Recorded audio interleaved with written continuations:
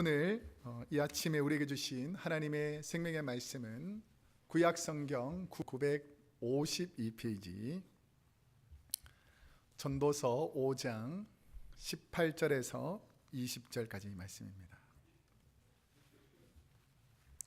제가 하나님 말씀을 봉독해 드리겠습니다. 하나님 말씀을 경청하시기 바랍니다.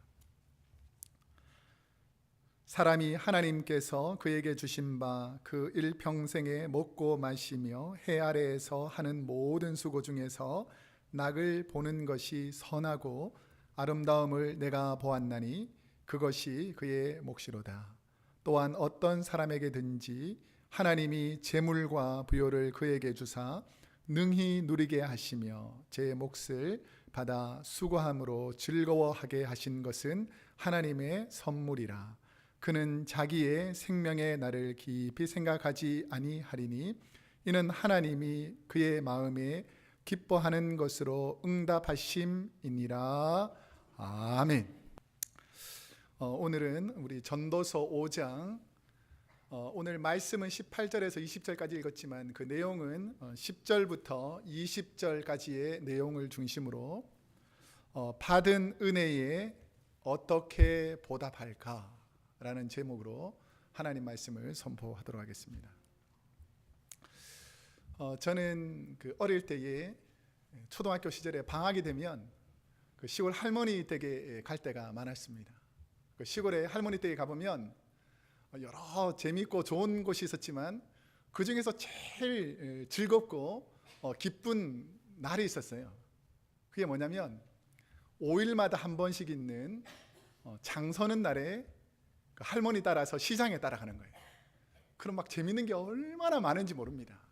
약장수부터 비롯해가지고 이것저것 많은 것이 있었는데 제가 가장 가서 막 흥분되고 막 공짜로 먹을 수 있는 장소가 있었어요. 그게 뭔 줄 아세요? 잘 아시네. 이 뻥튀기. 그러니까 다른 것은 이렇게 탁 이렇게 물건을 파는데 뻥튀기는 뻥이요 하고 뻥 터뜨리면 이게 막 날아갈 때가 있지 않습니까? 그 빨리 쫓아가가지고 애들하고 막 이렇게 얼른 주워 먹던 그런 생각이 나는데, 우리 인생을 살다 보면 내가 대가를 지불하고 얻는 것도 있지만 저희 할머니가 뭔가 이렇게 과일 가게에 가서 음식을 이렇게 막 사고 있을 동안에 제가 이렇게 가만히 막 쳐다보면서 침을 쫙 흘리고 있으면 그 주인 아저씨가 야, 너 이거 먹고 싶냐? 이렇게 물어볼 때가 있어요. 그럼 제가 뭐라 그럴까요? 네 해가지고 벌써 이렇게 옷을 딱 벌려가지고 받을 준비를 합니다. 그러면 그 아저씨가 이렇게 사과도 주고 뭐 먹을 것을 주었던 기억이 납니다. 왜냐하면 할머니가 많이 사니까 나에게 이렇게 덤으로 음식을 주는 거죠. 이처럼 성경은 우리가 이 땅에 살아가는 것이 바로 내가 무슨 큰 대단한 일을 해서 하나님께서 우리에게 복을 주시고 은혜를 주시는 것이 아니라 우리가 하나님의 자녀이기 때문에 하나님께서 덤으로 우리에게 은혜를 주셨다라고 성경은 기록하고 있습니다. 성경에서 은혜라는 단어를 이렇게 정의합니다. 값없이 부어주시는 하나님의 선물이라는 것입니다. 여러분에게는 하나님께서 어떤 값없는 은혜를 부어주셨습니까? 저와 여러분이 주어진 환경에 감사하고 나의 삶에 변함없이 만족하며 살아갈 수 있는 은혜의 원동력, 이것이 바로 하나님의 은혜라는 것입니다. 여러분, 은혜 안에 살기를 축복합니다. 성경은 하나님께 은혜 받은 사람들의 이야기로 가득 차 있습니다.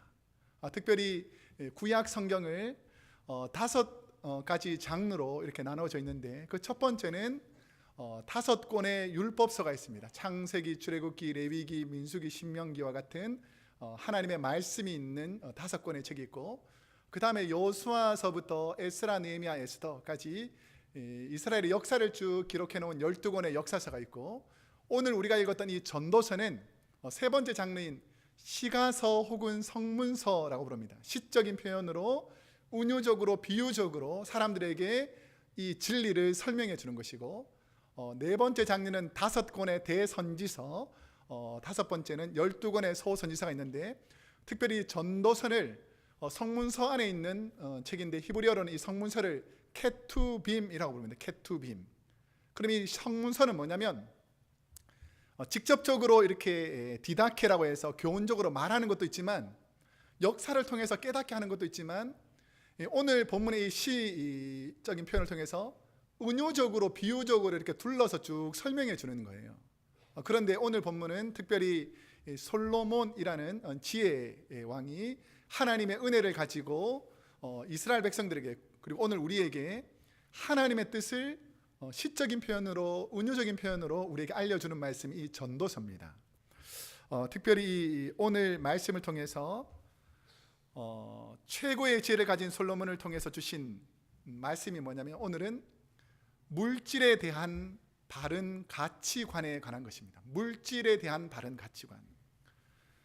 저와 여러분은 누군가와 대화를 하다 보면 그 사람이 가지고 있는 생각, 가치관을 알게 됩니다. 골프에 관심이 많으신 분들은 주로 무슨 얘기를 하는 줄 아세요? 모이면 주로 골프 얘기를 하게 됩니다. 전복에 관심이 많은 사람들은 무슨 얘기 하는 줄 아세요? 계속 전복 얘기를 합니다. 그처럼 우리가 누구를 만나보면 자기가 마음속에 품고 있는 것들을 계속해서 말하게 되는 것이죠. 이것을 가치관이라고 합니다. 가치관. 이 사람하고 대화를 해보면 이 사람은 마음속에 이런 생각이 있구나라는 것을 대화를 통해서 알게 되는 것이죠. 그러면 여러분의 삶의 중심의 가치관, 이것이 무엇인가를 평가하고 이해하는데, 오늘 솔로몬은 여러분은 도대체 하나님께 주신 이 물질의 복을 어떠한 가치관을 가지고 살아가느냐, 이것을 솔로몬이 우리에게 묻고 그 대답을 설명해 주는 것이 오늘 말씀입니다. 자신의 가치관을 돈에 두는 사람은 어떤 생활을 할까요? 오늘 본문 10절에 보면 이렇게 말합니다. 은을 사랑하는 자는 뭐라고요? 은으로 만족하지 못하고, 풍요를 사랑하는 자는 소득으로 어떻다고요? 만족하지 아니하나니 이것도 헛되도다. 은을 사랑하는 사람, 풍요를 사랑하는 사람이 그것으로 만족하는 사람들이 별로 없더라는 것입니다. 당시 고대 근동 지방에서는 주로 물물 교환하면서 서로 물건을 나눴습니다. 예를 들면 내가 양을 한 마리 끌고 가면 그쪽에서 뭐 염소를 2마리 준다든지, 아니면 내가 비둘기 3마리 주면 곡식을 좀 준다든지, 이렇게 동물들 물물을 교환하던 시대인데, 이게 번잡하고 힘드니까 오늘 화폐처럼 은을 주어서 물건을 이렇게 교환하게 됐습니다. 자, 그런데 우리에게 물질의 복은 하나님의 선물인데도 불구하고 하나님보다 물질을 더 사랑하는 것, 지금 솔로몬은 이것을 우리에게 지적하고 있습니다. 그 돈에 중독되어서 하나님이 주신 은혜에 만족하지 못하게 만든다는 것입니다. 돈이 나쁜 것이 아니고 물질이 나쁜 것이 아닌데, 하나님께 주신 복으로 생각하지 않고 내가 얻었다, 내가 내 삶 속에서 누릴 것이다 라고 내가 가지기 시작하면 이게 욕심이 되어가지고 만족하지 못하는 사람으로 변질시켜 버린다는 것입니다. 성경은 하나님의 은혜라는 아주 중요한 선물이 있는데도 불구하고 이 선물을 마귀가 사용하게 되면 탐심이 생겨버린다. 탐심. 그게 탐심이 생기니까 그게 욕심이 생기고, 그 다음에 중독이 되고, 거기서 벗어나지 못하도록 사람의 생각을 빼앗아가 버린다는 것입니다. 솔로몬은 돈을 자신의 가치관 중심에 둔 사람은 절대로 돈으로 만족을 채울 수 없다라는 것을 오늘 본문을 통해서 말씀하고 있습니다. 최근 전 세계에 인기 있는 컴퓨터 게임들이 많이 나왔는데, 그 중에서 오른쪽에 꼭 그 블럭처럼 되어 있는 이 게임을 만든 사람이 스페인 출신의 마인크래프트 게임자 개발자인 마커스 페르손이라는 사람입니다. 마커스 페르손. 이 왼쪽에 있는 사람이 마커스 페르손이라는 37살의 사람이고, 오른쪽에 있는 그 그림이 게임을 만든 거예요. 이러한 게임을. 그래서 이 게임이 전 세계 1억 명 정도의 게이머들이 다운받아서 계속 게임을 하는 거예요. 그러니까 이게 돈벌이가 엄청 잘 될 거 아닙니까? 그러니까 미국에 있는 마이크로소프트사가 이 37살 마커스 페르손에게 이 게임 우리한테 팔아라 라고 요청합니다. 그래서 2년 전에 이 게임을 팝니다. 얼마에 파냐면 20 5억 달러. 얼마나 큰지 모르니까 소리도 안 지르네요. 이게 한국 돈으로 바꾸면 2조 8,200억 원. 이거 엄청난 돈을 한순간에 딱 벌게 됩니다. 그래서 이 마커스는 미국으로 이사 와서 비버리 힐스에 저택을 사고 침실이 8개, 욕실이 15개, 차고가 16칸이나 되는 큰 대저택에서 화로운 생활을 하게 됩니다. 37살의 젊은 그는 주말이 되면 라스베가스에 가서 돈을 펑펑 씁니다. 하룻밤에 파티로 쓰는 돈이 16만 달러. 그러니까 막 돈을 물 쓰듯이 막 쓰기 시작하는 것이죠. 근데 왜 그렇게 됐냐를 살펴보니까 그는 원래 스웨덴 조그만 시골에서 아주 가난하고 힘든 어린 시절을 보내며 살게 됐습니다. 그런데 아버지가 술과 마약 중독인 거예요. 그러니까 어딕션이 돼가지고 술과 마약이 없으면 살지 못하는, 또 그 와중에 도박과 도벽이 있어가지고 남의 물건을 훔치기 시작하는 겁니다. 자, 그래서 감옥에 끌려가게 되고 결국은 감옥에 나와서 폐인처럼 살다가 아버지가 자살해서 죽습니다. 그러니까 자기가 12살에 부모님은 헤어지고, 그러니까 이 물질이 그 가정에 너무너무 한이 되다 보니까 이 친구가 어떻게 하면 내가 돈을 많이 벌까 이것만 생각하고 있었던 것이죠. 그런데 자기 누이 역시 마약과 술에 중독되어서 결국은 생명을 달리합니다. 그래서 이 친구가 자기도 우울증이 생겨가지고 어떻게 하면 돈을 많이 벌어볼까 이걸 생각하다가 하루 종일 하는 일이 컴퓨터 게임이었어요. 게임을 하다가 이제 이 게임을 좀 만들어가지고 팔면 보급하면 도움이 되겠다라고 생각해서 우연찮게 만들어서 이 게임을 터뜨렸는데 이게 대박이 되어가지고 전 세계에 엄청난 인기를 끌게 됐습니다. 자, 그래서 자기가 이 게임을 통해서 수많은 돈, 물질을 받은 다음에 자기의 심정을 트위터에다가 이렇게 글을 올려놓습니다. 뭐라고 올려놓냐면, 엄청난 부가 나를 오히려 외롭게, 그리고 의욕도 없게, 의미 있는 관계도 맺지 못하게 만들어 버렸습니다. 계속 노력해야 될 이유를 잃어버렸습니다. 거의 매일 술과 파티를 벌이며 많은 시간을 보내며 돈으로 할 수 있는 일은 많아졌지만 인생에서 이렇게 외로운 적이 없습니다. 사랑하는 여인을 만났지만 내 삶이 두렵다며 떠나버렸고, 다른 여인과 결혼했지만 1년도 살지 못했고 지금은 딸 양육비로 매달 6,000불을 보내며 떨어져 살아야만 합니다. 나는 지금 나에게 친해지려는 사람을 믿을 수가 없습니다. 돈으로 친구나 행복은 살 수 없다는 걸 이제야 깨달았습니다.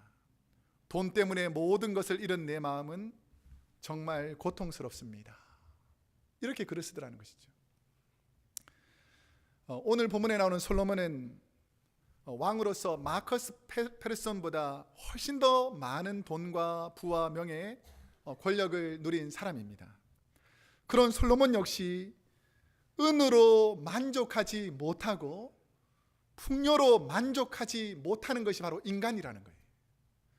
내가 은만 있으면, 내가 물질만 많으면 아무 문제가 없겠지라고 생각했지만 오히려 이 많은 물질이 나를 더 외롭게 만들고 사람을 믿지 못하게 만들고 내가 일생에서 계획이 없어진다는 거예요. 뭐 내가 가지고 있는 돈만 있으면 되겠지라고 착각하며 살다 보니까 내 인생의 중요한 목적을 37살에 벌써 다 잃어버린 것입니다. 인간의 행복은 돈에 있는 것이 아니기 때문이다 라는 것을 깨달은 것이죠. 그러면 성도가 왜 하나님보다 돈과 풍요를 삶의 가치관으로 두면 안 될까요? 이게 아주 중요한 성경 말씀이 있습니다. 디모데전서 6장 10절. 그러면 함께 이 말씀을 읽어보겠습니다. 시작. 돈을 사랑함이 일만하게 뿌리가 되나니 이것을 탐내는 자들은 미혹을 받아 믿음에서 떠나 많은 근심으로서 자기를 찔렀도다. 돈을 뭐하며? 사랑하니. 하나님 사랑하면 하나님께서 물질의 복을 주실 줄로 믿습니다. 하나님께서 주시는 복이 진짜 복이지 내가 돈을 사랑해서 물질을 얻어보겠다 이런 것들이 결국 어떻게 되냐면 내 마음에 탐심을 만들어낸다는 거예요. 욕심. 여러분 돈을 얼만큼 가지고 있으면 욕심이 사라질 것 같아요. 내 마음속에 생기신 돈에 대한 욕심은 절대로 사라지지 않는다는 것입니다. 근데 이것이 더 심각한 문제는 뭐냐면 이런 탐심과 욕심을 가진 사람은 미혹을 받아서 예수님을 믿는 믿음도 떠나버리게 한다는 것입니다. 결국은 자기를 찔러 자기를 멸망하는 사람으로 만들어버리는 것이 바로 세상의 헛된 것을 사랑하는 물질의 욕심이라는 것이죠. 마귀가 예수님을 유혹하는 수단 또한 온 천하를 주겠다라는 물질과 돈의 유혹이었습니다. 그런데 예수님은 물질 때문에 삶의 가치관, 하나님께 받은 사명을 바꾸지 않았다는 것이죠. 여러분, 물질 때문에 하나님을 배반하지 않기를 축복합니다. 욕심 많은 어리석은 사람에게 돈을 어느 정도 주어야 만족을 느낄까요? 오늘 본문 11절에 보면 이렇게 나와 있습니다. 재산이 많아지면 먹는 자들도 많아지나니 그 소유들은 눈으로 보는 것 외에 무엇이 유익하랴 라고 되어 있는 거죠. 제가 중고등학교 시절에 교회에서 성탄절이나 무슨 연습을 하고 칸타타 같은 거 연습을 하고 이제 친구들이랑 나오다 보면 가게에 호빵을 팔았습니다. 호빵. 그래가지고 호빵을 이렇게 하나씩 꺼내가지고 우리 때는 이 호빵 안을 딱 열면 단팥으로 된 호빵이 있었고 그 다음에 야채 호빵이라는 게 있습니다. 야채 호빵. 그래가지고 친구들 사이에서 어느 호빵이 야채 호빵인가 이렇게 해가지고 막 나눠가지고 막 먹다가 그 호빵 이렇게 밑에 부분을 뜯어내잖아요. 그 위에 다 먹고 나면 뭐죠? 이게 남은 것도 이렇게 막 열심히 먹던 기억이 납니다. 근데 요즘은 그런 애들이 있을까요? 없을까요? 너무 많은 풍요가 오히려 감사를 빼앗아가 버리더라는 것입니다. 맛없으면 안 먹는. 그러니까 옛날에는 먹을 것이 부족할 때는 빵 주는 것만 해도 너무너무 감사했는데 요즘은 너무 많다 보니까 오히려 귀한 것을 귀하게 생각하지 못하는 시대에 살고 있더라는 것이죠. 물질의 많음이 반드시 행복을 주는 것이 아니더라는 것입니다. 작은 기업을 운영하는 사장님이나 큰 기업을 운영하는 회장님이나 월급날이 되어서 종업원들에게 월급 줄 만큼의 성과가 없으면 편히 잘 수가 없더라는 것입니다. 또한 재산이 아무리 많아도 자신이 누릴 만큼의 재산 이상을 가지고 있으면 뭐 수천억, 수백억 원 있는 사람들은 뭐 숫자가 통장에서 올라갔다 내려갔다 할 뿐이지 내가 이 돈으로 어떻게 하겠다 다르게 쓰겠다는 그런 큰 기쁨과 낙이 없을 수도 있더라는 것입니다. 그러면 솔로몬은 돈과 물질의 가치관을 둔 부자들의 어려움을 무엇이라고 말씀하고 있는가? 오늘 본문 12절에 보면 이렇게 말씀합니다. 노동자는 먹는 것이 많든지 적든지 어떻게 한다고요? 잠을 달게 자거니와. 뭐 가진 것 잃을 것이 없으니까 그냥 하루하루 그냥 편안하게 잠이 온다는 거예요. 그런데 부자는 그 부요함 때문에 자지 못하느냐, 잠을 못 잔다는 거예요. 왜냐하면 이 수많은 돈이 있을 때는 문제가 없는 것 같지만 이 돈이 사라지기 시작하고 어려움을 겪고 문제가 생기면 이 돈이 사라져서 얻어지는 그 공허함, 허전함을 견딜 수가 없다는 것입니다. 우리가 이민 사회에서 살다 보면 매달마다 꼬박꼬박 내야 되는 게 뭐죠? 렌트 페이먼이잖아요.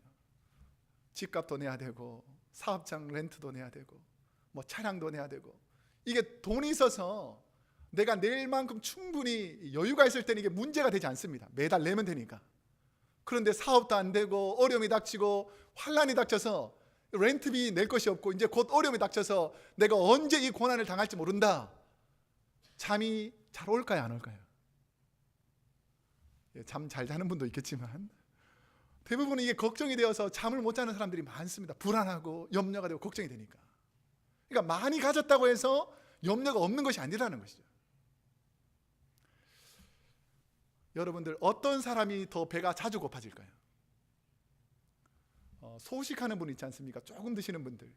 이분들은 뭐 소식하다 보니까 점심때가 조금 지나거나 한 끼 건너서도 그냥 이렇게 잘 견디는 분이 있어요. 근데 저처럼 많이 먹는 사람들, 위가 큰 사람들, 이런 사람들은 많이 먹었다가 위가 텅 비면 어떻게 돼요? 훨씬 더 배가 고프잖아요. 이와 마찬가지로 우리가 뭔가 많이 가졌다가 한꺼번에 싹 다 빼앗기게 되면 허전함이 훨씬 더 크더라는 것입니다. 그러니까 훨씬 더 욕심이 많아지고 내 안에 채우려고 하는 그 욕구들이 더 강해지더라는 것이죠. 부자로 살다가 가난을 경험하게 되면 두려움이 크고, 가졌다가 이러면 엄청난 상실감에서 낙심하고, 때로는 우울감이 생기기도 하고, 심하면 한꺼번에 그 돈을 만회해 보려고 도박과 중독에 빠지기 시작합니다. 그런데 이것을 해서 자기가 얻어지는 것이 없으면 결국은 술과 마약에 빠지게 되고 인생을 비참하게 마감하는 경우가 많습니다. 여러분, 헛된 것이 여러분의 삶의 가치관이 되지 않기를 축복합니다. 하나님 잘 섬기면 하나님께서 복으로 여러분의 삶을 채워주실 줄로 믿습니다. 그리고 헛된 것을 따라가지 말고 하나님을 따라가야 진짜 하나님의 복을 누리는 사람이다 라고 세상의 지혜를 가진 솔로몬이 저와 여러분에게 말씀해 주시는 것이죠. 솔로몬이 물질을 많이 모으려는 인간적인 노력이 왜 헛되다라고 말씀하고 있습니까? 15절에서 16절에 보면 이렇게 말합니다. 그가 모태에서 벌거벗고 나와 싸운즉 그가 모태로 돌아가고 그가 나온 대로 돌아가고 수고하여 얻은 것을 아무리 자기 손에 가지고 아무것도 자기 손에 가지고 가지 못하리니 이것도 큰 불행이라. 어떻게 왔든지 그대로 가리니 바람을 잡는 수고가 그에게 무엇이 유익하리야. 자, 태어날 때 어떻게 태어난다고요? 벌거벗고 빈손으로 온다는 거예요. 빈손으로. 그런데 죽을 때도 역시 어떻게 된다고요? 빈손으로 돌아가는 것이 인생이라는 것을 바로 깨달은 사람이 지혜로운 사람이라는 것이죠. 그런데 어리석은 사람은 바람을 잡으려는 것처럼 헛된 수고를 한다라는 것입니다. 더 많은 돈을 벌기 위해서 우리가 어떠한 삶을 살고 있는가를 생각해 보면 연약한 사람들의 노동력을 우리가 빼앗아서 더 많은 돈을 가지려고 하고, 부를 유지하기 위해서 경쟁업체와 겨루어 이기려고 하고, 약한 사업장을 부당하게 인수하기도 하고, 물질 앞에 연약한 인간은 자신의 물질을 지키려고 다투기도 하고 싸우기도 하고, 가까운 가족 형제 자매인데도 이 물질에 문제가 들어가면 원수관계가 되도록 만들어버린다는 것이죠. 그러니까 물질을 사랑해서 자꾸 물질을 붙잡으려고 하는 것이 뭔가를 솔로몬은 이렇게 설명합니다. 잘 보세요. 뭐 하는 것 같아요? 뭘 잡으려고 하는 것 같죠? 바람을 잡으려고 하는 거죠. 바람을. 저기 바람을 잡으려고 하고 있어요. 여러분들이 저를 보고 어떻게 생각하겠어요? 야, 목사님 스마트하네. 어떻게 바람을 잡으려고 하나? 이렇게 생각하는 분이 있을까요? 왜 잡히지도 않는 바람을 왜 잡으려고 하나? 이렇게 생각할 수 있죠. 여러분이 지금 불을 자꾸 잡으려고 하는 것을 솔로몬은 뭐라 그러냐면 바람을 잡으려고 하는 건 헛된 일을 하고 있다는 거예요. 여러분 밖에 나가서 하루 종일 이렇게 보세요. 바람이 얼만큼 잡히나. 헛된 일에 여러분의 시간을 낭비하지 말라라고 말씀하고 있다는 것입니다.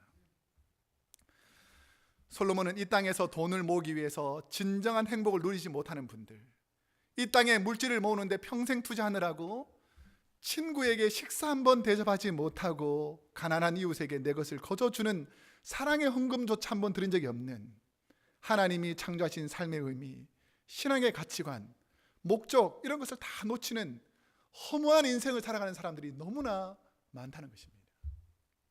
우리 한번 옆 사람을 한번 보면서 혹시 밥 한 끼 얻어먹은 적 있습니까? 차 한 잔 마신 적 있어요? 혹시나 내가 한 번도 한 적이 없다면 오늘은 하는 날이 되기를 축복합니다. 우리 옆 사람이 이렇게 한번 축복합시다. 오늘은 밥 좀 삽시다. 시작. 오늘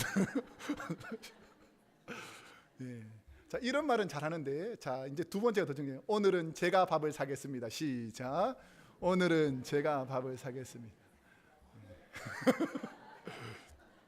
여러분, 인생에서 내가 누리는 하나님의 복을 누리지 못하는 것이 어리석다는 거예요. 하나님께서는 우리에게 누리라고 이런 많은 풍요와 좋은 것을 주셨는데 나는 헛된 것을 붙잡느라고 진짜 중요한 행복으로 가는 길을 다 막아버렸다라는 것이죠. 잘못된 물질관을 가지고 세상의 헛된 욕심에 사로잡힌 사람의 결과가 어떻게 되는가? 이게 너무 비참하다는 거예요. 자, 17절 말씀을 보면 이렇게 말합니다. 일평생을 어두운 데에서 먹으며, 누가 내 것 빼앗아갈까 봐 감추고 숨기고 자기 것을 지키느라고 밝은 데 못 나가고 내가 얼마 있다고 말도 못하고 그냥 꼭꼭 숨어서 혼자 하는 거예요. 그러니까 어떻게 됩니까?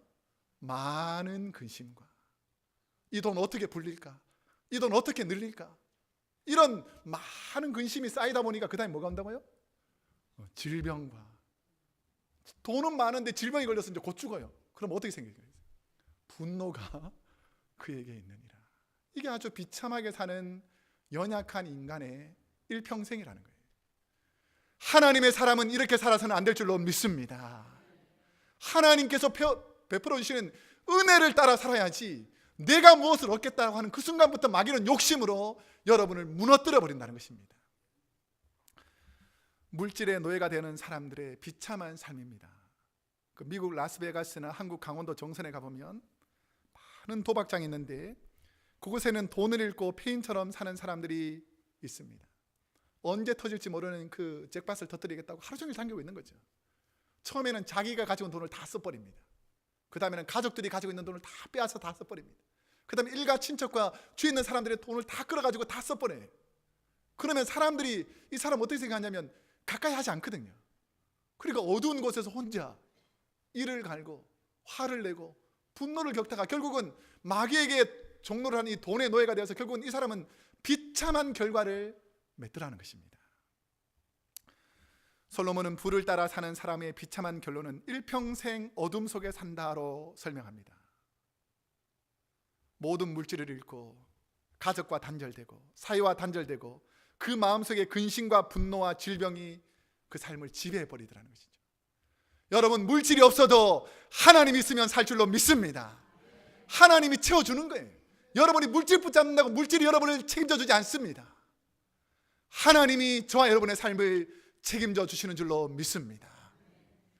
그러면 하나님께 받은 은혜를 감사하는 성도는 어떻게 사는가? 오늘 본문 18절에 나옵니다. 사람이 하나님께서 그에게 주신 바 그 일평생에 먹고 마시며 해 아래에서 하는 모든 수고 중에서 낙을 보는 것이 선하고 아름다움을 내가 보았나니 그것이 그의 몫이로다. 바른 물질관의 근원, 그것은 내가 받은 모든 삶의 복, 물질, 환경, 이 모든 것을 하나님께서 주셨다라는 마음에서 시작되어야 된다는 것입니다. 내가 사는 날 동안에 받는 이 모든 물질이 하나님께서 주셨다라는 사람은 현명한 삶을 살게 되는 것이죠. 욕심은 내가 가지고 있는 물질이 내 것이라고 생각하고 욕심이 쌓이면 그 물질은 더 이상 축복이 아니라 불행이 되지만 내게 주어진 축복의 물질이 하나님으로부터 왔다는 것을 알고 청지기로서 물질을 잘 관리하는 사람이 되면 하나님께서 더 부어주시는 거예요. 여러분이 가지고 있는 물질이 내 것이다 그러면 절대 못 씁니다. 내 것이니까. 근데 하나님께서 부어주셨다 그러면 하나님께서 원하는 대로 쓰게 돼 있는 거예요. 여러분 그냥 청지기니까 내 것이 아니고 하나님께서 내게 맡겨주셨으니까.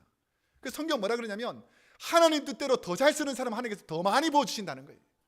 여러분의 삶에 하나님의 물질의 복이 더 많이 부어지기를 축복합니다. 근데 하나님 뜻대로 살지 않고 내 먹고 내 쓰고 내 것을 위해서 살겠다는 사람은 하나님께서 이 세상에 주신 물질의 복이 저주가 되고 오히려 어려움이 되는 계기가 된다는 거죠. 물질 때문에 꼼짝 못하는 어리석은 사람으로 만들어버린다는 것입니다. 하나님이 주신 물질의 복을 잘 누리는 사람은 어떤 사람인가? 19절에 보니까 이렇게 말합니다. 또한 어떤 사람에게든지 하나님이 재물과 부요를 그에게 주사. 누가 준다고요? 하나님이. 능히 어떻게 한다고요? 누리게 하시며 제 몫을 받아 수고함으로 즐거워하게 하신 것은 하나님의 뭐라고요? 선물이다. 덤으로 주신 하나님의 선물이라는 것입니다. 그 며칠 전 지난 수요일에 그 한국의 한 초등학교 선생님이 그 아이들에게 문제를 내는 그 쪽지가 있었어요. 그걸 이제 우리 친구 목사님이 저한테 이게 보내주셨는데 그 선생님의 그 수업 시간에 문제가 뭐냐면 행복에 대한 가치관을 가지고 난 행복한 사람이라는 그 주제를 가지고 두 가지 문제를 냅니다. 그 첫 번째 문제는 뭐냐면 한번 그림을 보시면 잘 안 보일 수 있는데 그림이 잠깐 보이죠. 그림 속의 모습을 자세히 설명하세요. 이게 1번 문제예요. 그림 속에 있는 모습을 자세히 설명하세요. 누가 어디에서 무엇을 왜 하고 있는지 상상해서 설명해 보세요. 이게 1번 문제입니다. 자, 제가 똑같은 질문 할게요. 여러분들 한번 설명을 해보세요. 1번 문제가 뭐냐면 저 그림 속에 있는 아이를 보고 누가 어디에서 무엇을 왜 하고 있는지를 한번 설명해 보는 거예요. 자, 누가 뭐죠? 굶은 아이가, 이 꼬마이는 이렇게 설명해서 굶은 아이가 어디에서? 길 모퉁이에서 쪼그리고 앉아서. 그 다음에 뭐냐면 무엇을? 배가 고파 바닥에 떨어진 빵가루를 주워 먹고 있습니다. 이 아이가 아주 상세하게 설명을 잘 했어요. 그러니까 선생님 2번 문제가 뭐냐면 나 자신을 그림 속의 아이와 비교해 봅시다. 난 얼마나 행복한 사람인지 이유를 들어봅시다. 이게 선생님의 질문이에요. 저는 마음속으로 가슴이 되게 아팠습니다. 선생님이 왜 이런 질문을 했을까? 그런데 저는 이 아이의 대답 속에서 하나님의 음성을 듣게 됐습니다. 이 아이가 뭐라고 정답을 썼냐면 남의 아픔을 보고 내가 얼마나 행복한지 아는 것은 별로 좋지 않다고 생각한다. 같이 아픔을 해결해 주려고 하고 같이 잘 먹고 잘 살아야 할 것이다. 아이가 이렇게 썼다는 거예요. 저는 지혜와 지식이 사람을 행복하게 만드는 것이 아니라 하나님의 그 따뜻한 사랑의 마음이 있어야지 진실로 행복을 아는 사람이 된다라는 것이죠. 이 아이의 그림, 이 그림이 뭐냐면 북한에서 가난과 굶주림에서 길거리에서 먹을 것을 찾아 먹는 꽃제비라는 별명을 가진 북한 아이입니다. 이 북한 아이들이 이렇게 꽃제비들이 많아요. 근데 이 아이는 꼬마같지만 나이가 많은 처녀입니다. 처녀. 근데 너무 굶어가지고 몰골이 저렇게 된 거예요. 그래서 이 북한의 영상을 찍는 분이 이렇게 찍었어요. 너 지금 토끼풀을 왜 뜯고 있느냐? 토끼 주려고 토끼풀 뜯느냐? 그러니까 제가 먹을 것이 없어서 먹으려고요. 이렇게 말한 영상인데 몇 개월 지난 다음에 다시 그 아이를 찾아보니까 굶어 죽어 있었다라는 것이죠. 이 꽃제비들의 모습이 어쩌면 우리가 올여름에 선교할 저 북녘 땅에 가난하게 사는 우리의 동포들일 수도 있고 우리가 다다음 주에 떠날 멕시코에 있는 소외되고 가난한 한 사람들의 모습일 수도 있습니다. 자, 그런데 더 자세히 들어가 보면 한국 전쟁이 발발하던 우리 한국 땅, 그 땅을 다시 생각해 보면 어떻습니까? 온 나라가 폐허가 되어가지고 부모님들이 다 돌아가시고 먹을 것이 없는 자녀들이 숱하게 전쟁 고아로 살아가는 그 시대가 바로 우리 시대였어요. 우리 부모님과 우리 할아버지 할머니 시대였죠. 그때 깡통 들고 김미 쪼꼬레 하던 사람들이 우리 멀지 않았던 우리 선배들입니다. 그 가난과 고난 속에서 하나님을 잘 섬겨서 하나님께서 우리에게 이렇게 복되고 은혜로운 땅으로 허락해 주셨다면 그 은혜를 감사함으로 살아야 될 줄로 믿습니다. 저는 어제 멕시코 저 북녘 땅을 위한 선교 바제를 하면서 참 많은 생각을 했습니다. 어려운 탈북자의 자녀, 가난한 멕시코 가정을 돕는 일, 우리 교회의 가치관이 어디 있는가, 우리 교회의 방향이 무엇인가를 다시 한번 생각하는 귀한 시간이 됐습니다. 하나님의 은혜를 받은 성도가 하나님의 은혜를 갚는 것이 바로 선교요 전도인 것입니다. 저는 어제 저녁에 설교를 준비하면서 마무리하면서 이렇게 쭉 하나님께 기도하는 가운데 바자회 때 섬겼던 분들을 쭉 생각하면서 제가 눈물이 나더라고요. 연세가 얼마나 많으신 그 어르신들이 며칠 전부터 와서 계속 음식을 준비하고 새벽부터 나와서 음식을 만들고 떡을 부치고 어떤 분은 얼굴이 노래졌어요. 너무 창백해져 가지고 혹시나 이거 쓰러지면 어떡할까 할 정도로 최선을 다해서 그 일을 봉사하더라는 거죠. 어떤 분은 어깨가 더 이상 쓸지 못할 정도로 아픈데도 불구하고 족발 만드시느라고 너무 고생이 많고 김밥 싸고 고추장 담그고 뭐 떡볶이 만들고 여러 가지 일들을 하는데 이게 예를 들어서 우리가 돈 주고 이런 일을 하라 그러면 하겠어요? 새벽부터 밤늦게까지?